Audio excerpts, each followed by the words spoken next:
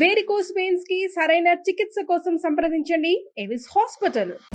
రమ్గారు సంక్రాంతి శుభాకాంక్షలు అండి. నీకు కూడా శుభాకాంక్షలు జయ. Thank you. అలాగే సుమన్ టీవీ ప్రేక్షకులందరికీ మకర సంక్రాంతి శుభాకాంక్షలు. మరి ఎప్పట్లాగానే పండుగ యొక్క విశిష్టత ఎలా ఈ సంవత్సరం కొంచెం ఊపిరి పీల్చుకున్నాం నిజం చెప్పాలంటే. అవును, నిరుడు సంక్రాంతి భయంగానే వెళ్ళాము అవునండి, ముందులోకి. అవును. ఈసారి కొంచెం ఫ్రీగా ఉన్నాం. కాకపోతే ఏదో ఒక గీత, ఒక చిన్న రెడ్ ఫ్లాగ్ ఎక్కడైనా ఉందేమో అనిపిస్తోంది. కరెక్ట్ అండి, అనిపిస్తోంది. కానీ మరి మన పరిధులకి లోబడి అవును పండగని బాగా ఎలా చేసుకోగలమో అలా చేసేసుకోవాలి. అంతే రమ్గారు, అంతే. అంటే జాగ్రత్తలకి అలవాటు పడిపోయాం కదా. అంటే అంటే ఏంటి, ఎలా ఉండాలి అనేది నేర్చేసుకున్నాం. అది తెలిసింది మనకి. Right. కొంచెం మనం ఫ్రీ అయ్యాం. మళ్ళా కాళ్ళు చేతులు కొద్దిగా వెనక్కి తీసుకుని జాగ్రత్తగా హెచ్చులకు వెళ్ళిపోకుండా, పరిగెత్తేయకుండా పండగ మాత్రం చక్కగా చేసుకోగలుగుతాం తప్పకుండా. మరి పండుగ రోజు ఏంటి, ఏం చేయాలి? మకర సంక్రమణం. సూర్యుడు మకర రాశిలోకి ప్రవేశించడం. అయ్యప్పలు మకర సంక్రమణం అనగానే, మా సంక్రాంతి అనగానే మనకి అయ్యప్పలు జ్ఞాపకం వస్తారు కదా. ఈ రోజున స్వామివారి పూర్తి దర్శనం అవుతుందని అయ్యప్పని చూస్తామని ఎంతమందో భక్తులు జ్యోతి దర్శనానికి వెళ్తారు. మకర జ్యోతి దర్శనం అది ఒక ప్రత్యేకమైన కల్ట్ కదా అటువైపు వెళ్ళేది. మనం మామూలుగా ఇంట్లో ఉండేవాళ్ళం ఏం చేస్తాం, భోగి నాడే తలంట్లు పోసుకుంటాం. సంక్రమణం నాడు తలంటి పోసుకోవటాలు అవి పెద్ద విశేషంగా చేయక్కర్లేదు. ముందు రోజే మనం బాగా అభ్యంగనాలు చేసేసి ఉంటాం కాబట్టి. సంక్రమణం నాడు ప్రత్యేకంగా ప్రతి నెలా వచ్చే సంక్రమణం నాడు కూడా పెద్దలకి నీరు ఇవ్వటం అనేది ఒక పద్ధతి ఉంటుంది. అప్పుడు చేసినా చేయపోయినా పెద్దవాళ్ళకి పెట్టుకునే రోజు ప్రత్యేకంగా ఇది. మామూలు మనం పండగ చేసుకుంటాం, ఈ ధాన్యం వచ్చే రోజు కాబట్టి విశేషంగా దాన ప్రక్రియ.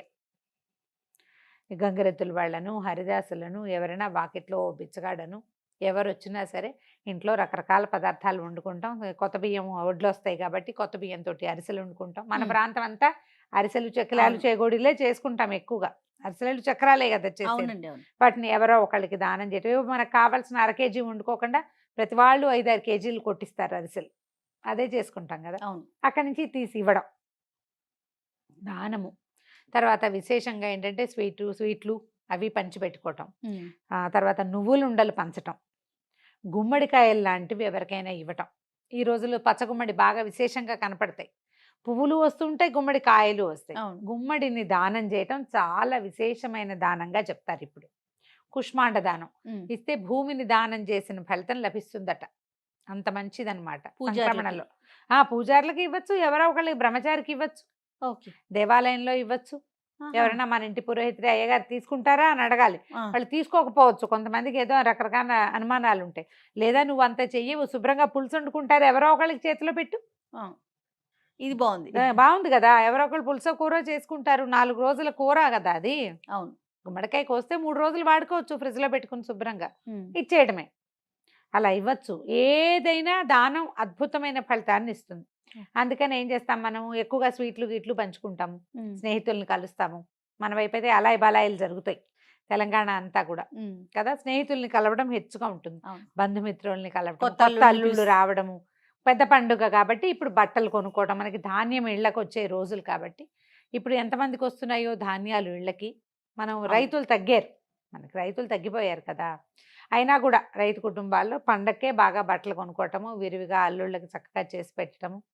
3 రోజులు 4 రోజులు పండగ 4 రోజులు నవకాయ పిండి వంటలతోటి భోజనం పెట్టడం, అల్లుడిని గౌరవించడం, వాళ్ళ పుట్టింటి వాళ్ళందరినీ పిలుచుకురావటం, వాళ్ళని కూడా పిలిచి బట్టలు పెడతాము. ఇవన్నీ మనకి సాధారణంగా జరిగేవి. పెద్దవాళ్ళకి పెట్టుకోవటం కూడా ఇది ఏంటంటే మన మహాలయ పక్షాల్లో చేసాం ఇంతకుముందు. అది ఎప్పుడు వచ్చింది, భాద్రపదంలో వచ్చింది కదా. భాద్రపదంలో వచ్చిన మహాలయ పక్షాల్లో తిథి తెలిసి చేస్తాం. అమావాస్య నాడు తిథి తెలియని వాళ్ళు పెట్టుకుంటారు.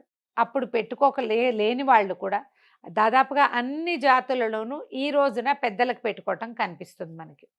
పెద్దవాళ్ళంటే తండ్రి మరణించిన తండ్రి, తాత వాళ్ళ పేరుతోటి 2 విస్తరాకులు పరిచి చక్కగా వండిన పదార్థాలని అందులో నివేదన చేసి పెట్టుకోవటం, వాళ్ళ ఫోటోలు పెట్టి వాళ్ళ పేరుతో బట్టలు పెట్టి, బట్టలు ఎవరికైనా ఇస్తాం, భోజనం ఎవరికైనా పెడతాం, బట్టలు ఇచ్చేస్తాం ఎవరికైనా. నాన్నగారి పేరుతోటి బట్టలు ఇవ్వడం.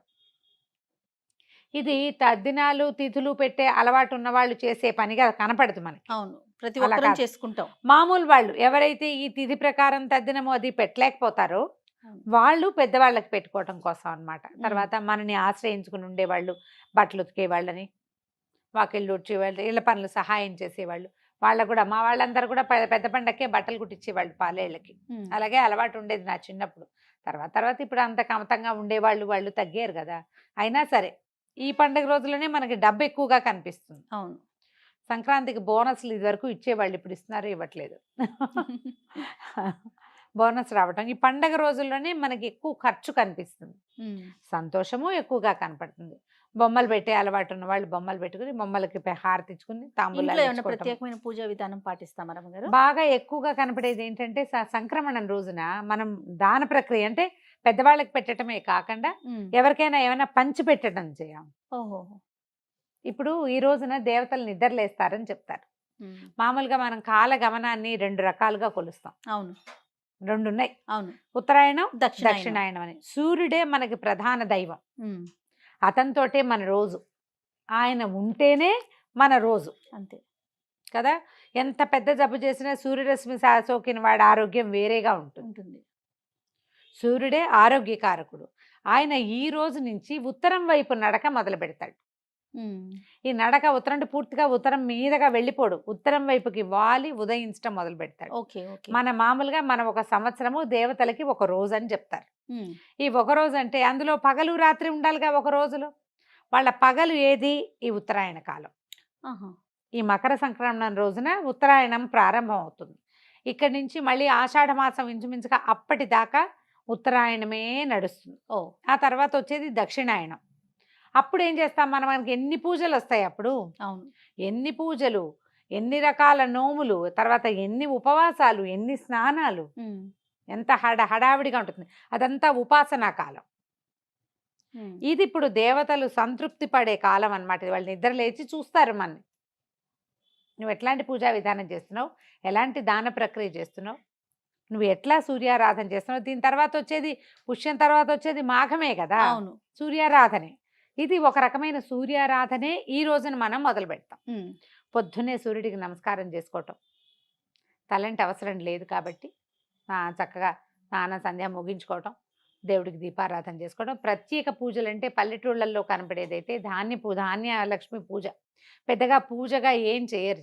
ధాన్యపు కంకులు ఇలా ఏం చేస్తారు, వాటిని కట్టేసి వేలాడేస్తారు. పక్షులు హాయిగా తినడం కోసం కింద ధాన్యపు కంకుల్ని పక్షులకు ఆహారం చేస్తాము. తర్వాత ఏమో పశువులకి చక్క గారెలు అవి వండి పశువులకు కూడా పెడతారు. ఒక్కొక్క ఊళ్ళో ఒక్కొక్క ఆచారం కనిపిస్తుంది, ప్రాంతాల వారీగా మారుతుంది కదా. ఇప్పుడు పాలు పొంగించే ఆచారము అది మన ఆంధ్ర ప్రాంతాల్లో కంటే, అంటే ఆంధ్ర తెలంగాణ ప్రాంతాల్లో కంటే కూడా కొంచెం తమిళనాడు బార్డర్స్లో అక్కడ కనపడుతుంది. తమిళియన్స్ చేసుకుంటారు కాబట్టి పాలు పొంగించి చెరుగడతో కలపటాలు అవి మనం చెయ్యం, పెద్దగా మనం చెయ్యం. ఒకవేళ అలాంటిది ఏదైనా ఉంటే దీంట్లో మనం ప్రధానంగా గుర్తుపెట్టుకోవాల్సింది ఏంటంటే పండుగలు విధానాలు మన ఇళ్లల్లోవి, మన ఊళ్ళల్లోవి, మన ఇంట్లో ఏం చేస్తారో అది, మన పెద్దలు ఏం చేస్తారో మనం చేయటం. మనం అమెరికాలో ఉన్నాం, ఆస్ట్రేలియాలో ఉన్నాం, ఆఫ్రికాలో ఉన్నాం పోనీ, కానీ అక్కడ మన పండగ వాళ్ళు చేయరే. అవును. మన పండగ మనమే కదా చేసుకుంటాం. అప్పుడు మన పెద్దమ్మ మన అమ్మమ్మ ఎవరో ఒకళ్ళకి ఫోన్ చేసి పండగ రోజున ఏం చేయవో సంవత్సరం 2 ఏళ్ళు కనుక్కున్నారనుకో, 3వ ఏడాదికి మనకే తెలుస్తుంది. అంతే కదా. సోషల్ మీడియాలో ఫాలో అయ్యి వాళ్ళు ఎవరో చేసే విధానాలు మాత్రం ఫాలో అవ్వద్దు. మనం సంస్కృతిని సాంప్రదాయాన్ని ముందుకు తీసుకెళ్లాలంటే ముందు వెనక్కి చూడాలి ఒకసారి.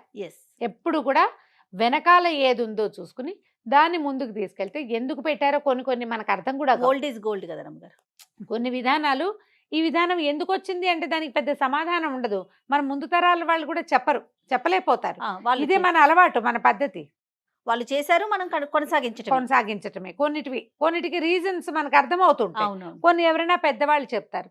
రీజన్ తెలియనివి మన ఇళ్లలో ఉన్నప్పటికీ, మన ఊళ్ళల్లో ఉన్నప్పటికీ అది మనం కొనసాగిస్తూ ఉంటే మన పిల్లలకి మన మూలాల్లో నుంచి ఎంతో కొంత విజ్ఞానాన్ని ఇవ్వగలుగుతాం. ఎన్నో కొన్ని విధానాలని మన పిల్లల జీవితంలో జీన్స్ పరంగా రావాల్సినవి వస్తూనే ఉంటాయి. ఆ జీన్ సైక్లింగ్ ఉంది చూసావా, దాన్ని దెబ్బ తినకుండా ఉంచాలంటే ఈ రోజుల్లో ఇది తినాలి అని మన జీన్స్లో ఫిక్స్ అయిపోయి ఉంటుంది. అది డిస్టర్బ్ చేయొద్దు అంతే. దానికి మన ఊళ్ళల్లో ఎవరైనా ఫ్రెండ్సో చుట్టాలు ఎవరు లేరండి మాకు అంటారు. ఏ కజిన్సో లేకుండా ఎందుకుంటారు ఎవరికైనా. దానికి ఏం చేయాలి, మనం బాగా మానవ సంబంధాలు కాపాడుకోవాలి. మెరుగుపరుచుకోవాలి. ఎప్పుడు అంతే రమ్మగారు. ఎప్పుడు కూడా ఇప్పుడు మనం పండగ చేసుకోవాలంటే నువ్వే వండుకుని నువ్వే తింటే నీకేం సరదా ఉంటుంది? నువ్వు వండుకు తింటాం ఎందుకు, బయటకు వెళ్ళి కూడా తెచ్చుకు తినేసేయచ్చు. అవును. నువ్వే తినేటట్టయితే నలుగురితో పంచుకు తినాలంటే నలుగురు కలిసి చేసుకోవాలి దాన్ని. పండుగలు అందుకే కదమ్మా ఇంత విశేషంగా చేస్తాం. అవును. నలుగురిని కలవటం, స్నేహితుల్ని కలవటం, మనం చేసిన పదార్థాలు, మన ఇంట్లో చేసిన ప్రసాదాలు నలుగురికి పంచిపెట్టడం, మన సంతోషాన్ని ఇంకొకరితోటి పంచుకోవడం, అట్లా సోషలైజ్ అవ్వటం కోసమే పండుగలు ఇంత విశేషంగా చేస్తాం.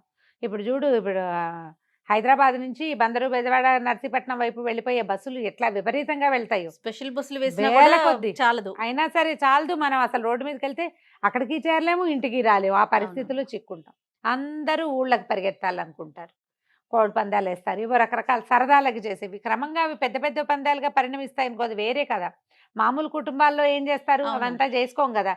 చక్కగా ఏదో పప్పులు వండుకుంటాం, మంచివి 4 రకాలు, అందరం కలిసి నలుగురం కూర్చుంటాం. కలిసి ఒక చోట కూర్చుని కబుర్లు చెప్పుకుంటాం, వాకిళ్ళకి బంతి పూలు కడతాం, మామిడి మండలు కట్టుకుంటాం, వాకిళ్ళల్లో చక్కగా ముగ్గులు వేసుకుంటాం, గొబ్బిళ్ళు అవి పెట్టుకుంటాం. చుట్టుపక్కల దేవాలయాల్లో ఎక్కడైనా గోదా కళ్యాణాలు అవి జరుగుతుంటే అవన్నీ వింటాం. చూస్తాం, నమస్కారం చేసుకుంటాం. మన ఊళ్ళల్లో చేసే పండుగలు, మన పద్ధతి, మన విధానం, దాంతో ఏమవుతుంది, మన గుండెని అట్లా ఒకసారి తట్టి మనం ఇక్కడే ఉన్నామని ఒక సంతోషం, అంతే. అది సంవత్సరం అంతా వస్తుంది. మళ్ళీ సంవత్సరం మధ్యలో ఏ రకాల ఇబ్బందులున్నా ఈ వెనకాలన్న సందడిని తలుచుకుంటూ ఉంటే భయం లేకుండా ఉంటాం మనం. మన వెనకాల ఉన్న గుంపు గుర్తొస్తా ఉంటుంది. మోరల్ సపోర్ట్ ఉంటుంది. అందుకని ఎప్పుడు కూడా పండుగలు ఒంటరిగా చేసుకోవద్దు. 2-3 కుటుంబాలు కలిసి ఒక చోట చేసుకుంటే పాత పద్ధతిలో అందరూ ఒకే చోట పండగ. రైట్. మీ ఇంట్లో దీపం పెట్టుకోవడం, వాళ్ళ ఇంటికి వెళ్ళిపోవడం, చక్కెర పొంగల్ చేసుకోవటం, అరిసెలు చేసుకుంటాము. మా ఇంట్లో సంక్రాంతి పండుగ అంటే ఖచ్చితంగా చక్కెర పొంగల్ చేస్తారు. పైగా ఈ గోదా కళ్యాణం చదువుకుంటాం ఘట్టం. అవును. ఇంట్లో కళ్యాణం చేసే అలవాటు ఏం లేదు మా ఇంట్లో. ఆఖరి పాసురం చదువుకుని భోగినాడు చదువుతారు.